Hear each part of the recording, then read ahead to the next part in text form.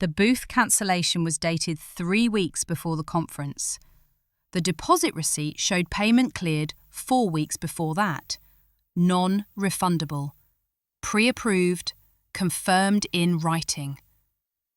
My name is Natalie, and I'd managed product marketing for the startup for 2 years. Trade shows were my responsibility. This one was the biggest in the Asia-Pacific region. 6 months of planning. Client meetings already scheduled. Demo units shipped. The cancellation email arrived on a Monday morning. Budget reallocation, it said. Strategic priorities had shifted. I checked the expense tracking system.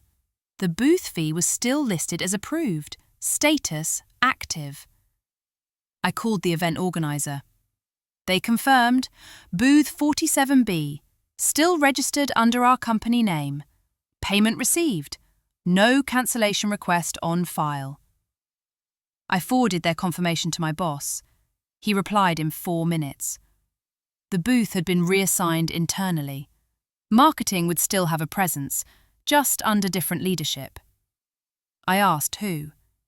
He said the VP of Sales would be managing the booth this year. I asked when that decision was made. He said 2 weeks ago. I pulled the project timeline. Every milestone I'd hit, every vendor contract I'd negotiated, every client invitation I'd sent, all documented, all approved, all under my name. I saved the email chain, exported the expense reports, downloaded every approval I'd received. The VP of Sales sent a message that afternoon. He wanted to schedule a handover meeting, Thursday at 3. I confirmed. I didn't ask questions. Wednesday, I received the conference agenda. My client meetings were still listed. Same time slots, same booth number. But the company representative had changed. His name appeared next to every appointment. I opened my calendar. All 6 meetings were still there. Confirmed weeks ago. Clients expecting me specifically. I forwarded the updated agenda to myself, personal email, then deleted the forward from my sent folder. Thursday arrived. The handover meeting was in a small conference room on the 3rd floor. The VP was already there. My boss joined by video. He was working from home. The VP had a notebook. He asked about the booth layout, the demo sequence, the client list. I walked him through everything. Which products would be displayed, where the charging stations were, which vendors were delivering what. He took notes. My boss asked if there were any outstanding issues. I said no. Everything was confirmed. He thanked me for the preparation work. The meeting ended in 22 minutes. I went back to my desk, opened my project folder, started organising handover documentation. I didn't delete anything. I made copies instead. Friday, the VP sent a follow-up email. He needed access to the vendor contracts, the client contact list, the booth design files. I provided everything he requested. He didn't reply. The following Monday, I noticed my name had been removed from the conference planning channel, the internal Slack workspace where we'd coordinated for 6 months. No announcement, no explanation, just gone. I checked my permissions. I could still see the channel, read-only access. I took screenshots, exported the message history, saved it locally. That same afternoon, I received a message from our graphics team. They were working on promotional materials for the booth. They asked if I'd reviewed the latest designs. I hadn't seen them. I checked my email. Nothing. I asked when they'd sent the designs. They said last week, to the VP. I thanked them. I opened my project timeline. The promotional materials had been my responsibility. I'd briefed the graphics team, set the deadlines, approved the budget. Now I wasn't in the loop. I documented the conversation, saved it with timestamp. Tuesday, one of the clients emailed me directly. They wanted to confirm our meeting time. They'd received a calendar update, but wanted to make sure I'd still be there. I forwarded the email to the VP, copied my boss. I said the client had reached out, asked how he wanted me to respond. My boss replied first. He said the VP would handle all client communication going forward. I should redirect any inquiries to him. I acknowledged. The client sent a follow-up an hour later. They seemed confused. They'd specifically requested to meet with me. Was there a change in my role? I didn't respond. I saved the email. A second client reached out Wednesday morning. Same question, different tone. They'd been working with me for 8 months on product requirements. They wanted to know if the meeting was still happening. I forwarded it to the VP. He replied to the client directly, said there had been an internal restructuring. He'd be their main contact going forward. The client didn't respond to him. They sent me another message, private. They asked if everything was okay. I said yes, just internal changes. They said they'd prefer to work with me. Could they request that? I said I appreciated it, but the decision had been made. They said they'd think about whether to attend. I saved the thread. By Thursday, 3 of the 6 clients had expressed confusion or concern. 1 had asked to reschedule, another had requested a call to discuss the change. The VP was handling all responses. I was copied on none of them. I checked my outbox. Every client relationship I'd built, every introduction I'd made, every follow-up I'd sent, all documented, all time-stamped, all tied to my work. Friday morning, I reviewed my contract, employment agreement, signed 2 years ago. Section 7, Intellectual Property. Any work product created during employment belonged to the company. Section 9, Role and Responsibilities. Marketing Manager, Event Planning, Client Relationship Management. Section 12, Termination. Either party could terminate with 4 weeks' notice. Severance provisions, non-compete clause. I read it 3 times.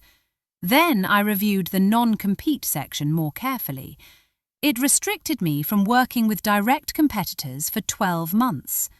It didn't restrict client relationships. It didn't restrict vendor relationships. I made a note. Then I opened my project files. Every vendor contract I'd negotiated had my signature, my email, my phone number as primary contact. The booth design had been created by a freelance designer. I'd hired her, paid her through my corporate card. The contract listed me as the project lead. The client invitation emails had come from my address, my calendar, my meeting links. I made a list. Every external relationship tied to the conference, every contract with my name on it, every vendor who knew me as the point of contact, 17 items total. I cross-referenced each one with my employment contract, checked which relationships were explicitly company property, which ones existed in a grey area. Most of the vendor contracts predated any company involvement. I'd sourced them, negotiated terms, signed agreements. The company had paid, but the relationships were mine. I saved the list in a password-protected file. The weekend felt longer than usual. Monday morning, the VP sent another request. He wanted the login credentials for the conference organizer's vendor portal. I provided them. He thanked me. An hour later, I received a notification. Someone had accessed the vendor portal from a different IP address. I checked the activity log. The VP had downloaded all vendor files, contact lists, contract summaries, payment schedules. I took screenshots of the access log. Then I changed my password. The system locked him out. Tuesday morning, he sent another message. The portal wasn't accepting his credentials. I said I'd look into it. I didn't. Wednesday, he escalated to IT. They reset the access, sent new credentials to both of us. I logged in first, downloaded everything before he could access it again. Then I logged out. Thursday, I received a calendar cancellation. The company's post-conference debrief meeting. I'd been scheduled to present our results. My name was removed from the invite. No explanation. I checked who'd sent the cancellation. The VP's assistant. I saved the original invitation, saved the cancellation notice. That afternoon, I noticed another change. The shared drive folder for conference materials. My edit access had been revoked. I could still view, couldn't modify. I opened the folder, started downloading files, every presentation, every briefing document, every vendor quote. The downloading took 40 minutes. I saved everything to an external drive. Friday was quiet. No meetings, no messages from the VP, no client emails. I worked through my regular tasks, responded to unrelated projects, kept my head down. But 6 weeks. The following week started the same way. Monday morning, I called the freelance designer, the one who'd created the booth layout. I said I wanted to confirm her availability for edits, just checking in before the conference. She hadn't heard from anyone yet. Was there something that needed changing? I seeking just making sure everything was set. She's about she'd invoiced the company 2 weeks ago, but hide yet. I asked if she'd followed up. She said she'd sent a reminder last week. No response. I thanked her, said you're it. I checked the expense system. Her expense was listed as pending, no approval, no payment date. I took a screenshot. Then the demo unit supplier asked about delivery logistics. They can someone. Their contact information had changed in the system. They watching sure who to coordinate with now.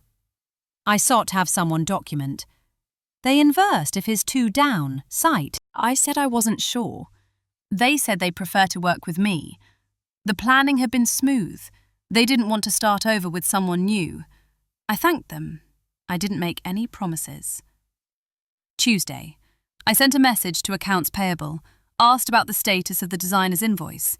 They replied within an hour. The invoice had been flagged for review. The approving manager had changed. They were waiting for new sign-off. I asked who the new approving manager was. They said the VP of sales. I asked how long approval typically took. They said usually 48 hours. But this one had been pending for 9 days. I thanked them. I didn't follow up. Wednesday. I received an email from one of the vendors, the demo unit supplier. They wanted to confirm delivery logistics. Their email was addressed to me. They asked if I'd be on site to receive the shipment. I forwarded it to the VP. Didn't add commentary. He replied to the vendor directly, copied me, said he'd handle the delivery. The vendor replied to both of us. They said their records showed me as the primary contact.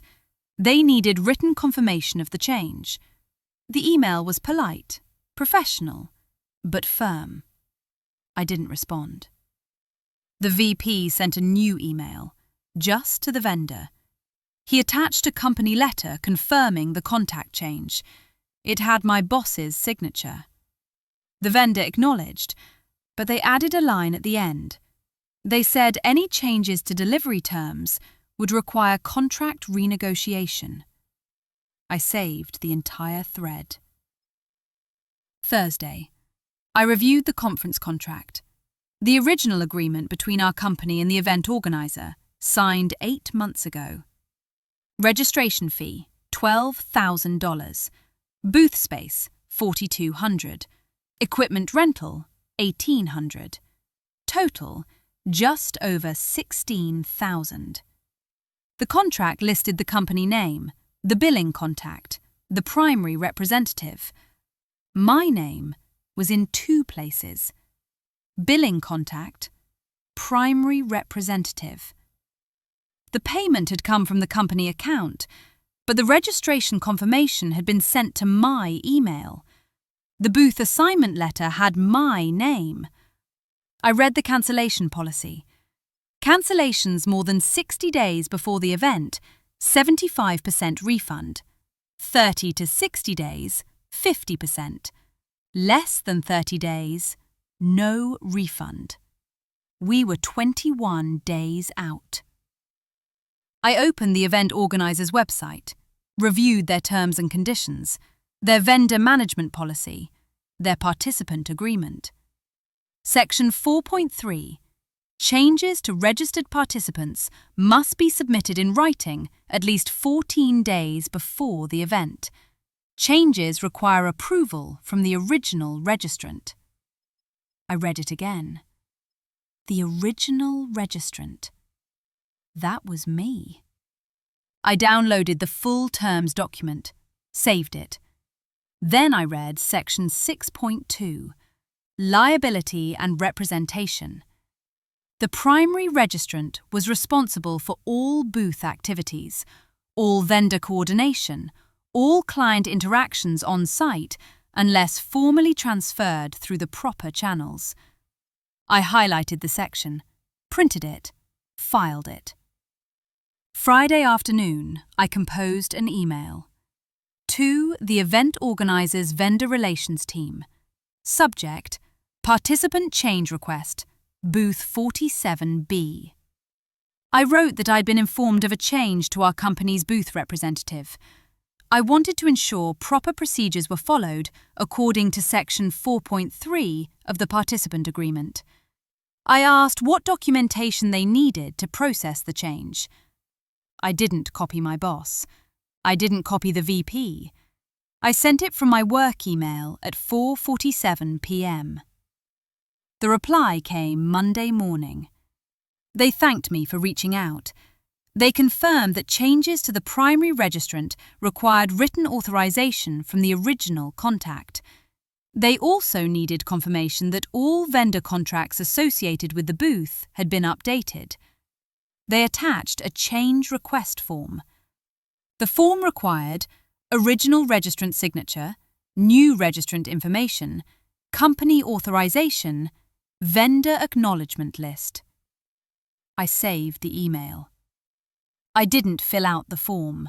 I didn't forward it to anyone. Tuesday.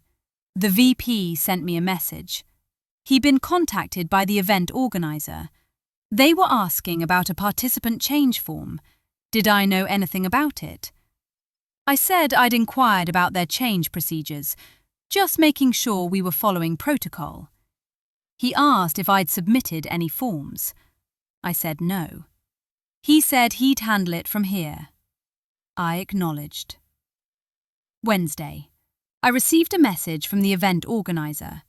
They needed my signature on the change request form. The VP had submitted it, but it couldn't be processed without my authorization. I replied. I said I'd review it and get back to them. I didn't open the form. Thursday. The VP sent another message. He asked if I'd signed the form yet. I said I was reviewing it. He said the conference was in 2 weeks. We'd needed to finalize this. I said I understood. Friday. I opened the form. The new registrant line had the VP's name. The company authorization section had my boss's signature. The vendor acknowledgement list was blank. I didn't sign it. Instead, I drafted an email to the event organizer. I explained that I'd reviewed the change request. However, I had concerns about the vendor acknowledgement section. Multiple contracts were still in my name. The freelance designer, the demo unit supplier, the promotional materials vendor. I asked if the change request could proceed without vendor confirmation. They replied within 2 hours. No. According to their policy, all contracted vendors must acknowledge the contact change. This prevented confusion and ensured continuity of service. I thanked them. I forwarded their response to the VP, copied my boss. I said we'd need to update the vendor contracts before the change could be processed. My boss replied. He asked how long that would take. I said it depended on the vendors. Some contracts had change notification periods. The designer's contract required 14 days' notice. The supplier's required 10. He asked if there was a way to expedite. I said not without renegotiating the contracts. That could involve additional fees. The VP sent a separate message, just to me. He asked if I could contact the vendors directly, explain the situation, get their acknowledgement. I said I could reach out, but the contracts were clear about notification periods. He asked me to try anyway. I said I would. I didn't contact anyone. Monday morning, 12 days before the conference, I received a meeting request. My boss, the VP, HR. Tuesday at 10 a.m. I accepted. Tuesday arrived. The meeting was in the same small conference room. HR was there in person. My boss joined by video again. The VP sat across from me. HR opened. She said they wanted to discuss the conference situation, find a resolution that worked for everyone. My boss said the participant change needed to happen. It was a business decision. I said I understood.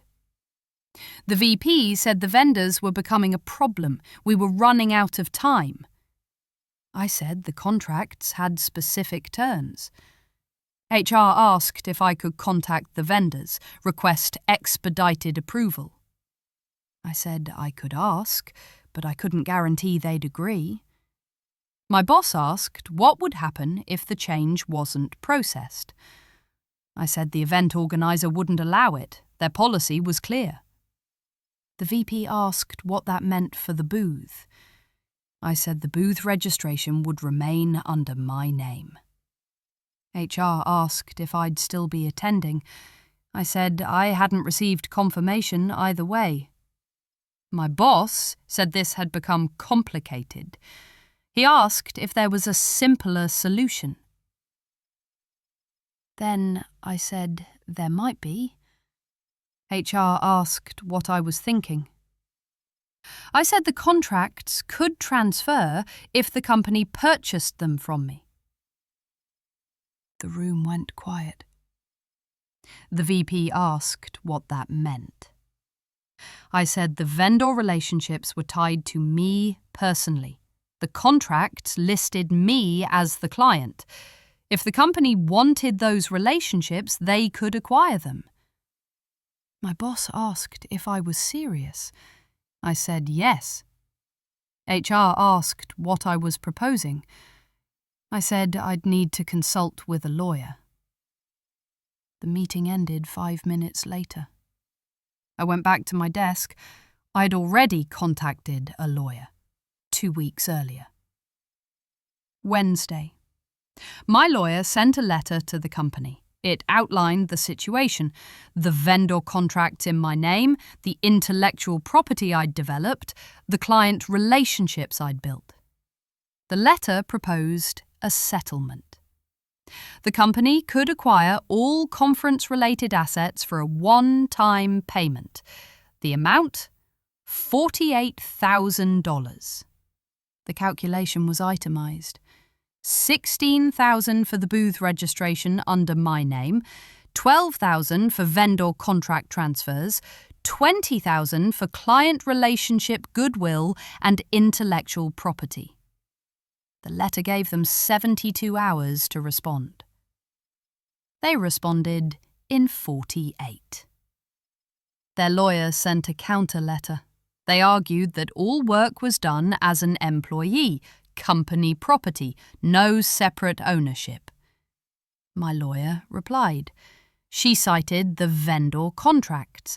Each one listed me personally, not the company. The event registration listed me as primary contact. The designer's contract showed payment from my corporate card, but the work for hire agreement named me as the client. She attached copies of everything. She also noted that without my cooperation, the conference booth couldn't proceed. The event organiser had confirmed this in writing. The conference was 9 days away. Friday, their lawyer requested a meeting. Monday morning, both lawyers met. I wasn't present. The meeting lasted 90 minutes. My lawyer called me afterward. They'd made an offer. $35,000, full release of claims, mutual non-disparagement. I asked if that included my job. She said yes. Termination with severance, an additional 12 weeks' pay. I asked her opinion. She said the case was strong, but the timeline was tight. Litigation could take months. This was a clean exit. I thought about it for an hour. Then I called her back. I accepted. The settlement was finalised Wednesday, 7 days before the conference. I signed the agreement, they transferred the funds. I provided all vendor contact information, signed all change request forms. My employment ended that day. I packed my desk Thursday morning. 2 boxes. The office was quiet. The VP walked past once, didn't stop. My boss sent a message. He thanked me for my professionalism. I didn't reply. I left my access badge on the desk, walked out at 11 a.m. The conference happened without me. I saw the photos online. The booth looked different. They'd changed the layout. The clients I'd invited didn't attend. 3 of them reached out to me afterward. They said they'd tried to reschedule, but the new contact wasn't responsive. One asked if I was still in marketing. I said I was exploring options. 6 months later, I started consulting. Event planning, vendor management, client relations. My first client was the freelance designer. She'd left the startup too. Unpaid invoice. She wanted to partner on future projects. My second client was one of the conference attendees. They'd seen my work before the change. They wanted help with their annual trade show. I didn't advertise my previous employer, didn't mention the settlement, didn't explain what happened. I just built new relationships. A year later, I ran into the VP at an industry event. Different conference, different city. He was staffing a booth, looked stressed. He saw me across the exhibition hall, looked away. I kept walking. 2 years later, my consulting business was profitable. I had 12 regular clients, 2 employees, a small office in Brisbane's business district. The startup was still operating, different leadership. They'd stopped attending major conferences. I still had the settlement agreement, filed in my home office, next to the vendor contracts, next to the event organisers' emails. I never needed them again, but I kept them anyway.